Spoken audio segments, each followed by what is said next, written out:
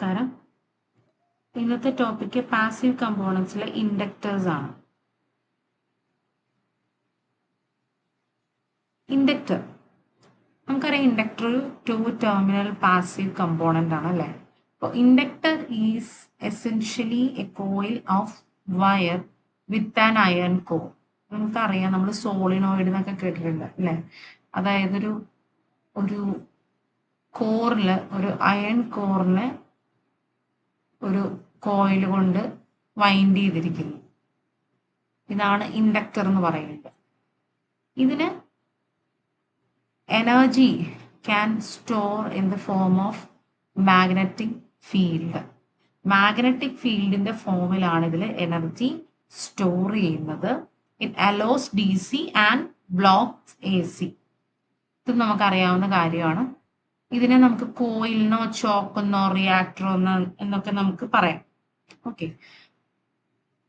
ഇൻഡക്ടറിന്റെ ഒരു basic property എന്ന് പറയുന്നത്, ഈ കോയിലിലൂടെ കറണ്ട് പാസ് ചെയ്യുമ്പോൾ ഒരു മാഗ്നറ്റിക് ഫീൽഡ് ഉണ്ടാവുകയും ആ മാഗ്നറ്റിക് ഫീൽഡ് ഒരു EMF ഇൻഡ്യൂസ് ചെയ്യുകയും ചെയ്യാണ്. ഈ ഒരു പ്രോപ്പർട്ടിയാണ് ഫാരഡേസ് ലോ ഓഫ് ഇൻഡക്ഷൻ ഇതിൽ ഡിസ്ക്രൈബ് ചെയ്തിട്ടുള്ളത്. ഈ ഇൻഡ്യൂസ്ഡ് വോൾട്ടേജ് എന്ന് പറയുന്നത്, ആ ഇൻഡ്യൂസ്ഡ് വോൾട്ടേജിന്റെ പൊളാരിറ്റി എന്ന് പറയുന്നത് ഈ കറണ്ട് ഫ്ലോയ്ക്ക് ഒപ്പോസ് ആണ്. ഈ ഒരു കൺസെപ്റ്റിനെയാണ് നമ്മൾ ലെൻസ് ലോ എന്ന് പറയുന്നത്, ലെൻസസ് ലോ എന്ന് പറയുന്നത്. ഓക്കെ. അതായത് ഈ മാഗ്നറ്റിക് ഫീൽഡ് കാരണം ഇതിൽ ഇൻഡ്യൂസ് ചെയ്യുന്ന EMFന്റെ പൊളാരിറ്റി എന്ന് പറയുന്നത് ഈ കറണ്ടിനെ ഒപ്പോസ് ചെയ്യുന്നതാണ്. അതുകൊണ്ട് തന്നെ inductors oppose any changes in current passing through them. Inductors എപ്പോഴും സഡൻലി ചേഞ്ച് ആയിട്ടുള്ള കറണ്ടിനെ ഒപ്പോസ് ചെയ്യുന്നു. ഓക്കെ. നമ്മൾ കപ്പാസിറ്ററിൽ എന്താണ് പഠിച്ചത്? സഡൻ ചേഞ്ച് ഇൻ വോൾട്ടേജ് ആണ് ഒപ്പോസ് ചെയ്യുന്നത്. ഇൻഡക്ടറിൽ സഡൻ ചേഞ്ച് ഇൻ കറണ്ടിനെ ഒപ്പോസ് ചെയ്യുന്നു. ഓക്കെ. ഇപ്പൊ നമുക്ക് മനസ്സിലാക്കാം, ഇപ്പൊ നമ്മളൊരു സ്വിച്ച് കൊടുത്ത് അല്ലെങ്കിൽ ഒരു DC വോൾട്ടേജ് കൊടുത്ത് ഈ ഇൻഡക്ടറിനെ നമ്മൾ കണക്ട് ചെയ്യുകയാണെങ്കിൽ ഒരു സഡൻ ചേഞ്ച് കറണ്ട് അവിടെ ബിൽഡ് ചെയ്യുന്നില്ല. ഓക്കെ. അതായത് current at time equal to 0 എന്ന് പറയുന്ന ആ ഒരു ടൈമിൽ കറണ്ട് ബിൽഡ് ചെയ്യുന്നില്ല. ഓർത്ത് വെക്കുക, ഫാരഡേസ് ലോ എന്നുള്ളത് EMF ഇൻഡ്യൂസ് ചെയ്യുമെന്നും ലെൻസസ് ലോ എന്ന് പറയുന്നത് അതിന്റെ ഡയറക്ഷനെയാണ് ഇൻഡിക്കേറ്റ് ചെയ്യുന്നതെന്ന് ഓർത്ത് വെക്കുക. എക്സാമിന് ചോദിക്കാറുള്ളതാണ്. Next, inductance. ഇൻഡക്റ്റൻസ് എന്ന് പറയുന്നത് ഇൻഡക്ടറിന്റെ ഒരു പ്രോപ്പർട്ടി ആണ് to produce EMF due to change in electric current. അതായത് എബിലിറ്റി, ഈ ഒരു പാർട്ടിക്കുലർ ഇൻഡക്ടറിന് എത്രത്തോളം EMF ഇൻഡ്യൂസ് ചെയ്യാൻ സാധിക്കുന്നു, അല്ലെങ്കിൽ അതിന്റെ എബിലിറ്റി എത്രയാണ് എന്നുള്ളതാണ് എന്ത് ഇൻഡക്റ്റൻസ് എന്ന് പറയുന്നത്. It is the ratio of voltage to the rate of change of current through the conductor. അപ്പൊ ഇവിടെ നമുക്ക് ഇക്വേഷൻ നോക്കാം. VL ഓഫ് T, അതായത് voltage across inductor, equal to എന്താണ്? Rate of change of flux ആണ് അല്ലെ, d∅/dt. അപ്പൊ ഇതിനെ നമുക്ക് എങ്ങനെ എഴുതാം? 5 എന്നുള്ളതിനെ നമുക്ക് L ഇൻറ്റു I, ഫ്ലക്സ് എന്ന് പറയുന്നത് ഇൻഡക്റ്റൻസ് ഇൻറ്റു കറണ്ട് എന്ന് നമുക്ക് എഴുതാം. അപ്പൊ എങ്ങനെ വരും? L into di/dt. അപ്പൊ ഇതില് മൈനസ് സൈൻ കൊടുത്തിട്ടുണ്ട് അല്ലെ. മൈനസ് സൈൻ എന്തിനാ കൊടുക്കുന്നത്? ഇത് ഒപ്പോസിങ് ആണെന്ന് കാണിക്കാനാണ് നമ്മൾ മൈനസ് സൈൻ കൊടുക്കുന്നത്. ഓക്കെ. ഇനി ഇൻഡക്റ്റൻസിന്റെ SI യൂണിറ്റ് എന്താണ്? Henry. It is named after American scientist Joseph Henry and it is equal to Weber per ampere. അത് നമ്മൾ എവിടെ നിന്നാണ് കിട്ടിയേക്കുന്നത്? Phi is equal to Li എന്ന് ഞാൻ നേരത്തെ പറഞ്ഞു. അപ്പം L എന്ന് പറയുമ്പോൾ 5/I, Phi ഫ്ലക്സ്, അതിന്റെ യൂണിറ്റ് ആണ് വെബർ. I എന്ന് പറയുന്നത് കറണ്ട് ആണ്, അപ്പൊ ആംബിയർ. അപ്പൊ വെബർ പെർ ആംബിയറും എന്തിന് ഈക്വലന്റ് ആണ്? ഹെൻറിക്ക് ഈക്വലന്റ് ആണ്. ഓക്കെ.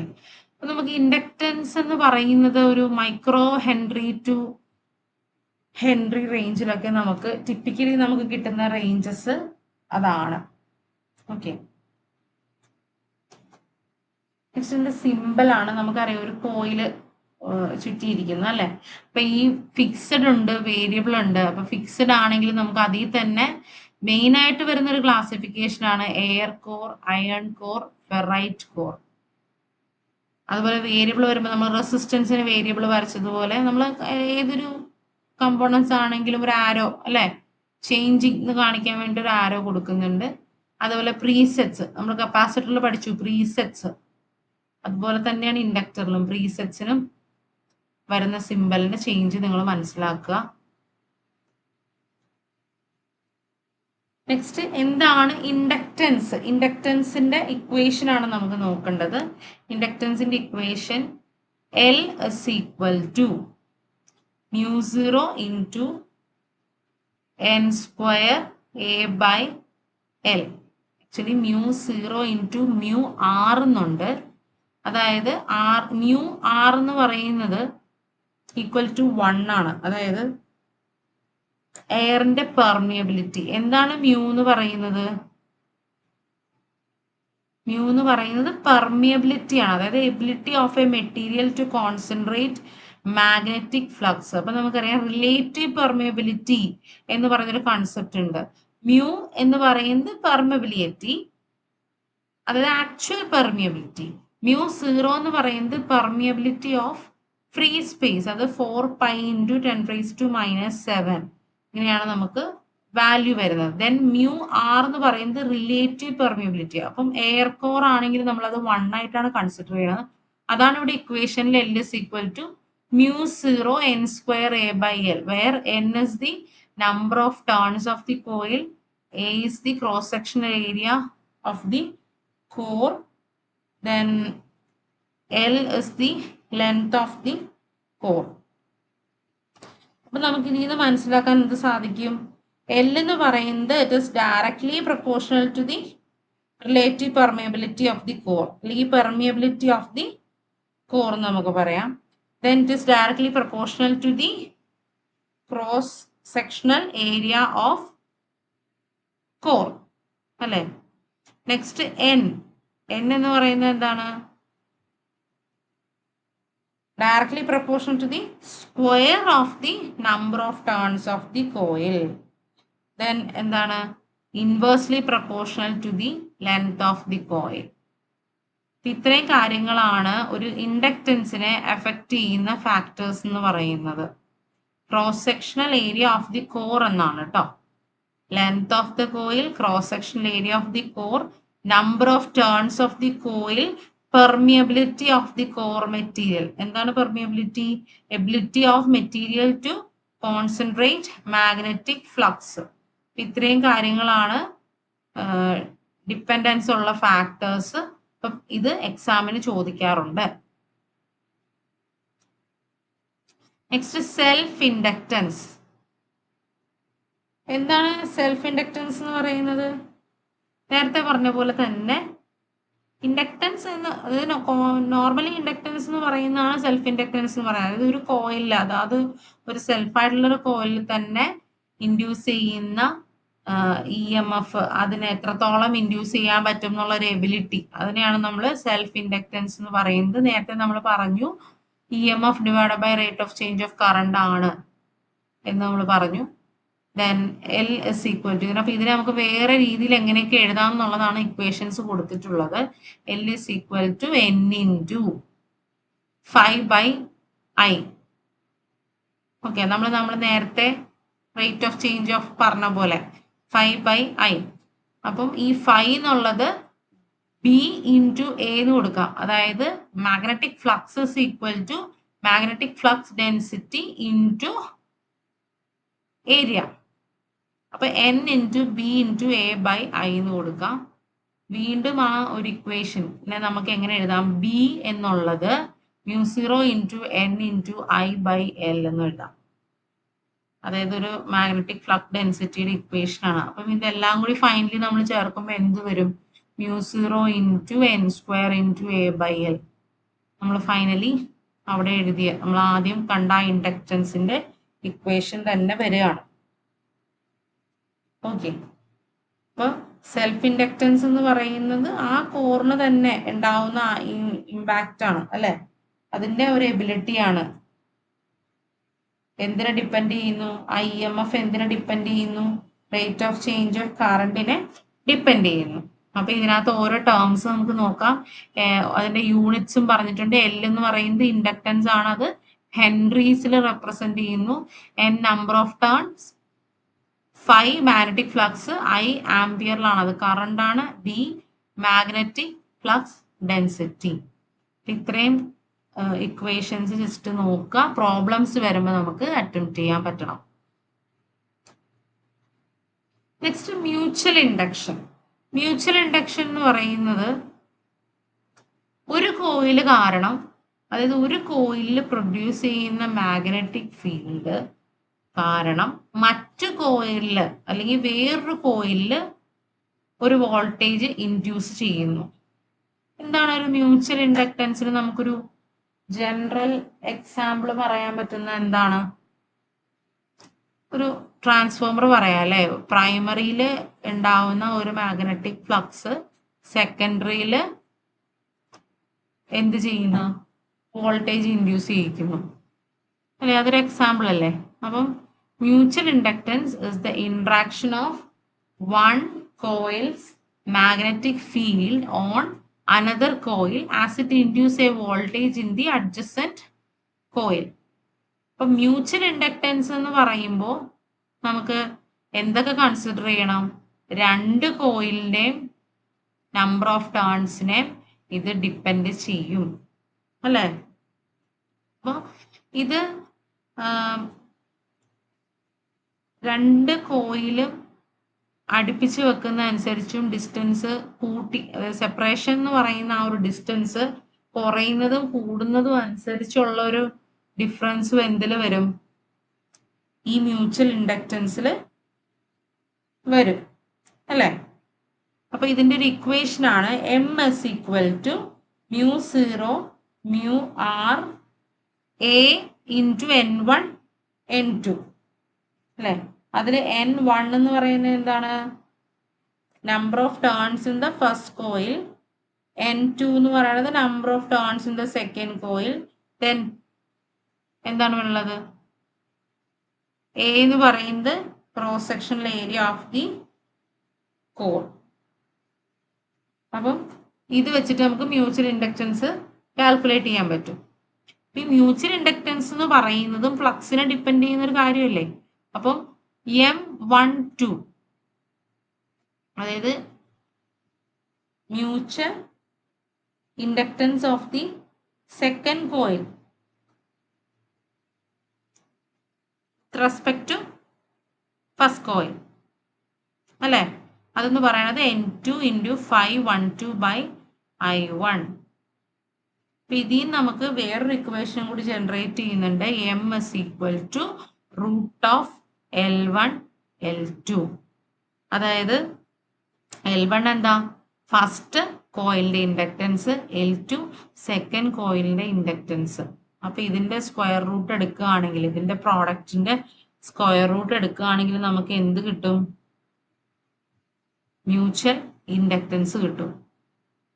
ഇത് ഓർക്കുക. മെയിൻ ആയിട്ട് MS equal to mu 0 mu R N1 N2 A/L. Okay. ഇപ്പൊ നമ്പർ ഓഫ് ടേൺസ് ഇൻക്രീസ് ചെയ്യുന്ന അനുസരിച്ച് മ്യൂച്വൽ ഇൻഡക്റ്റൻസ് കൂടും. അതേപോലെ ഏരിയ ഇൻക്രീസ് ചെയ്യുന്ന അനുസരിച്ച് മ്യൂച്വൽ ഇൻഡക്റ്റൻസ് കൂടുന്നു.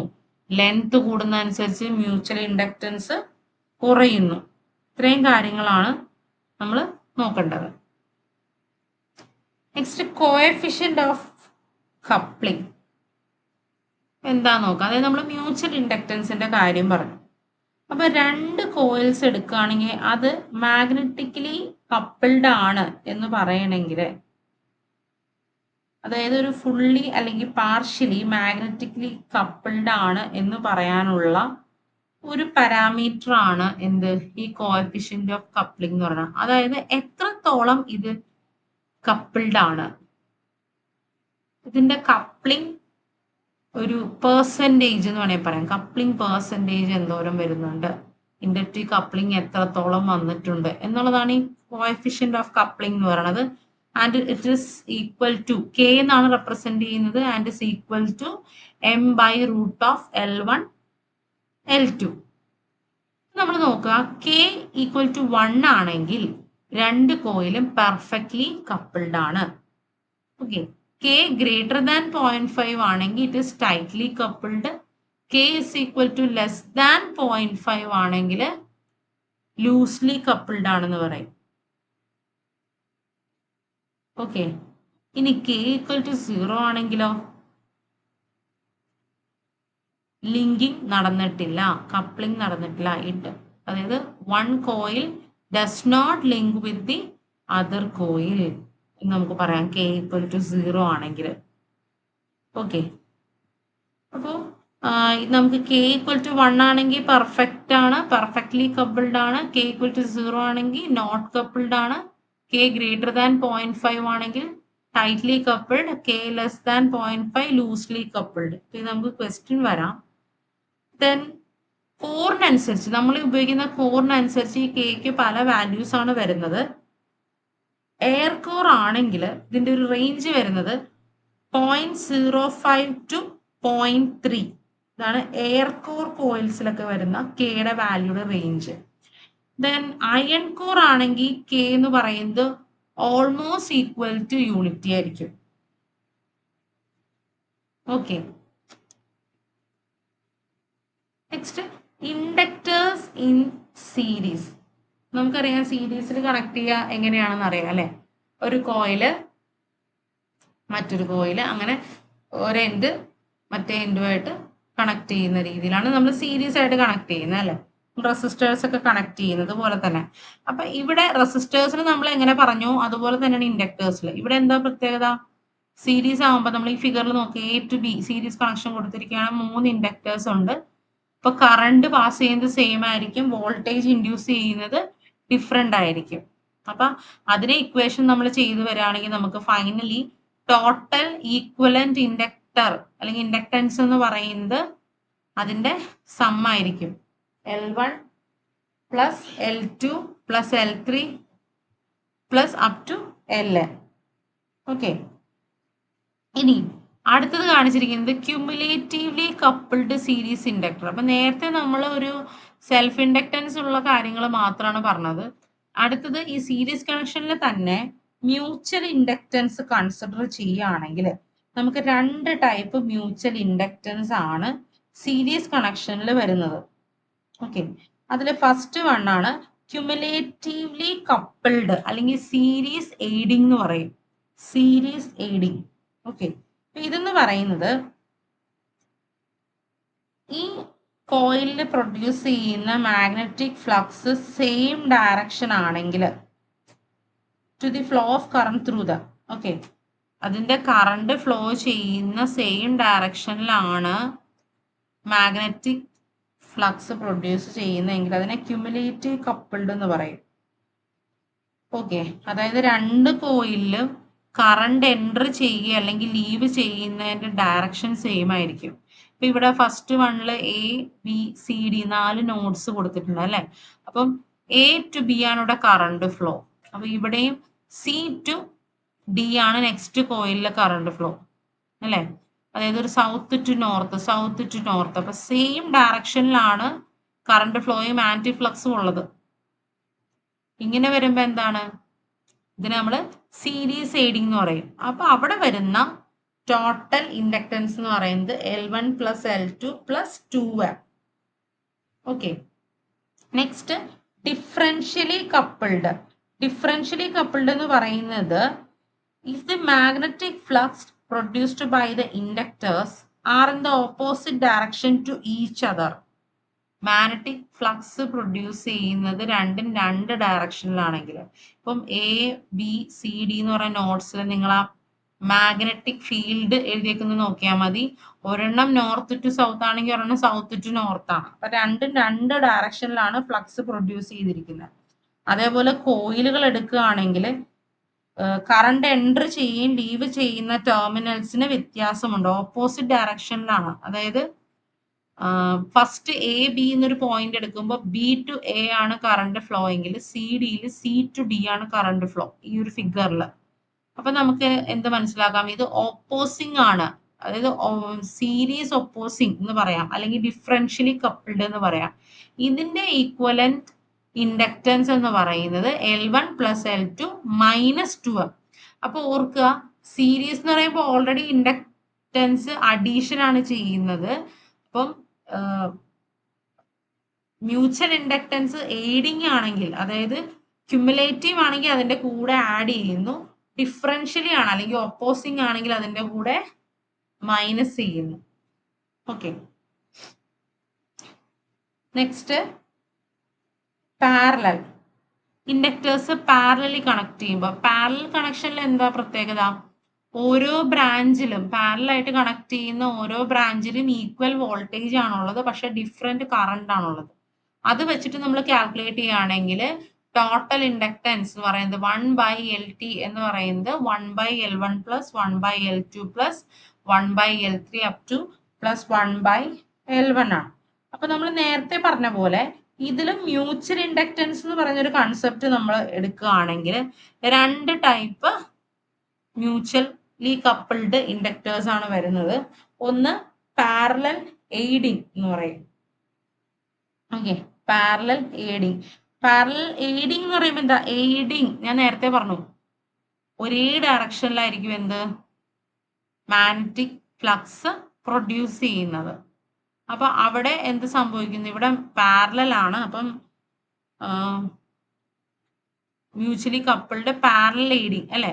അപ്പൊ പാരലൽ ആണ്, പക്ഷെ എന്താണ് സംഭവിക്കുന്നത്, എയ്ഡിങ് എന്ന് പറയുമ്പോൾ എന്താണ്, ഒരേ ഡയറക്ഷനിലാണ് ഫ്ലക്സ് പ്രൊഡ്യൂസ് ചെയ്യുന്നത്. ഇവിടെ നമ്മൾ കാൽക്കുലേറ്റ് ചെയ്ത് വരുമ്പോൾ നമുക്ക് ഫൈനലി കിട്ടുന്ന ടോട്ടൽ ഇൻഡക്ടൻസ് എന്ന് പറയുന്നത് L1 L2 minus M square by L1 plus L2 minus 2M.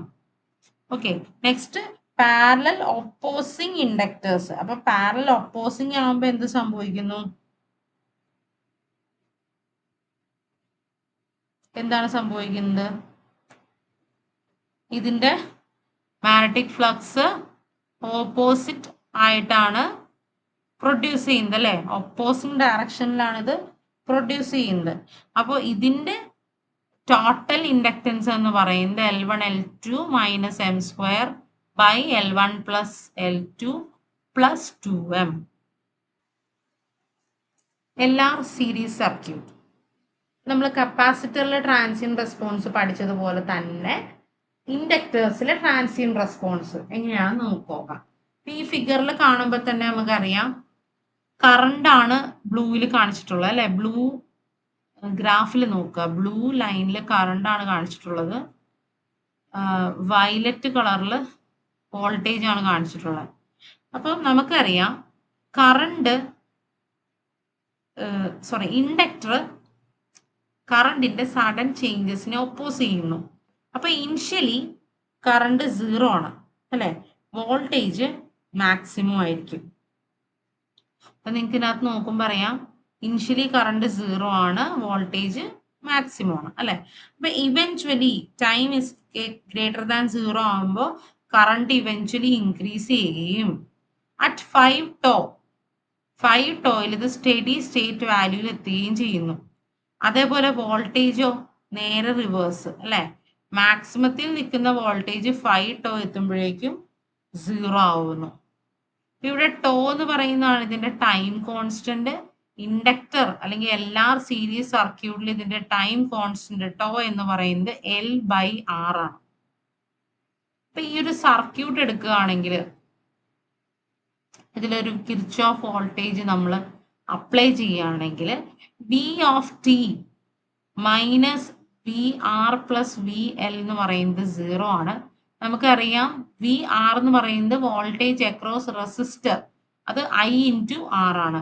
Then voltage across inductor VL എന്ന് പറയുന്നത് L ഇൻറ്റു DI/dt ആണ്. അപ്പൊ ഇതിൽ നിന്നാണ് നമ്മൾ ഈ ഒരു ഇക്വേഷനിൽ നിന്നാണ് നമ്മൾ ഐക്ക് ഫോർമുല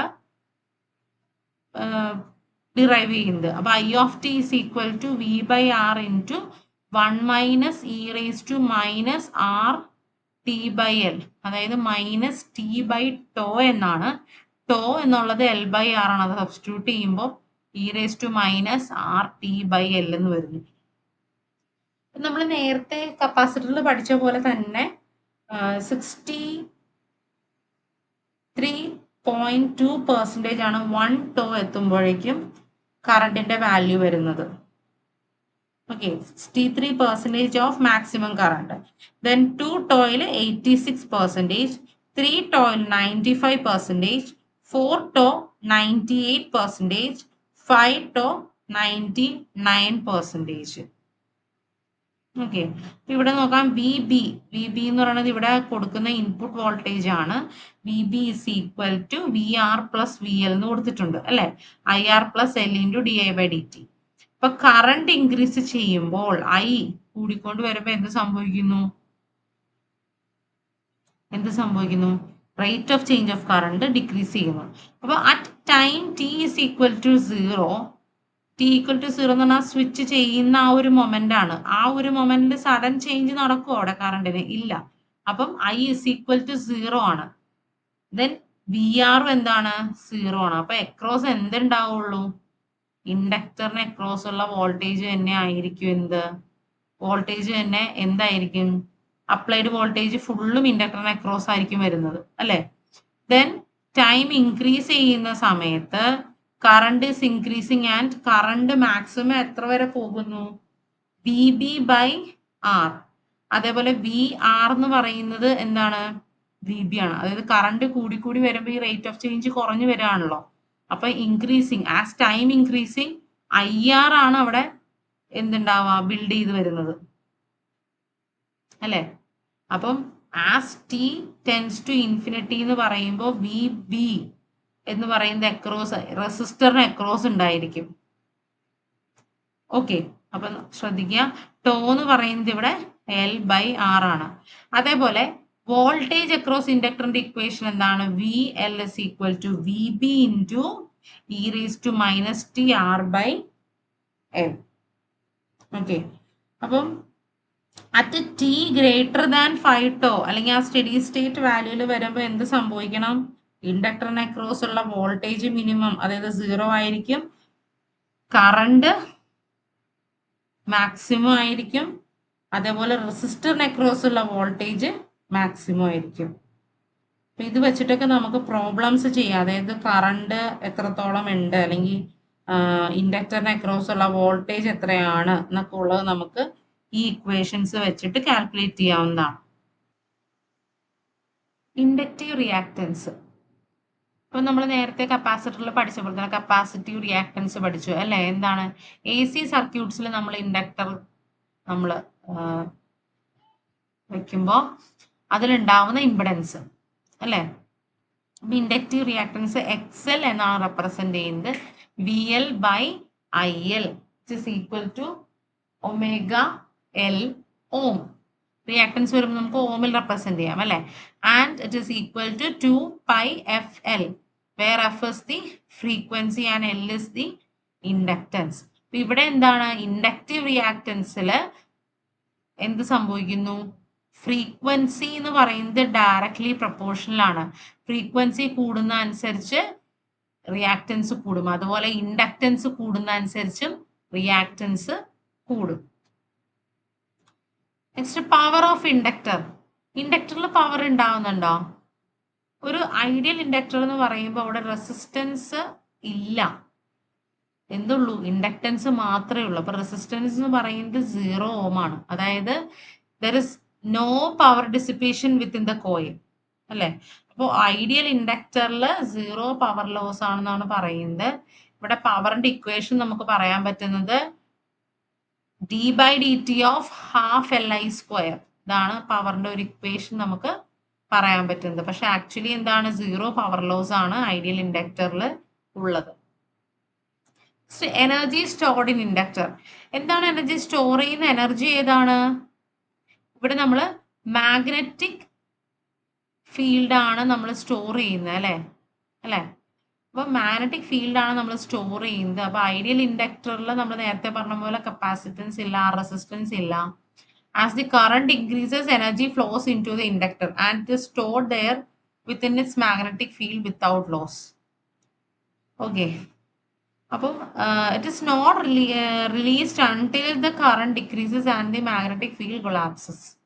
ഓക്കെ, ആ എനർജി സ്റ്റോർ ചെയ്യുന്നത് കറണ്ട് കുറയുമ്പോൾ അല്ലെങ്കിൽ മാഗ്നറ്റിക് ഫീൽഡ് കൊളാപ്സ് ആവുന്നത് വരെ ഇത് റിലീസ് ചെയ്യുന്നില്ല, ഇത് സ്റ്റോർ ചെയ്ത് വെക്കുകയാണ്. ഓക്കെ, അപ്പം ആ സ്റ്റോർ ചെയ്യുന്ന ആ ഒരു എനർജീനെ നമ്മൾ ഇക്വേഷൻ പറയുകയാണെങ്കിൽ W is equal to 1/2 into Li square, where W is in joules, L in henries and I in ampere. നമ്മൾ കപ്പാസിറ്ററിൽ എനർജി സ്റ്റോർഡ് എന്താ പറഞ്ഞിരുന്നേ? പൊട്ടൻഷ്യൽ എനർജി ആണെന്ന് പറഞ്ഞല്ലേ, U is equal to half CV square.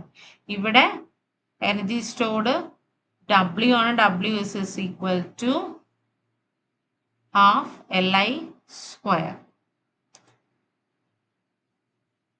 നമ്മൾ next ക്ലാസ്സിൽ types of inductors എന്താണെന്ന് നമുക്ക് നോക്കാം.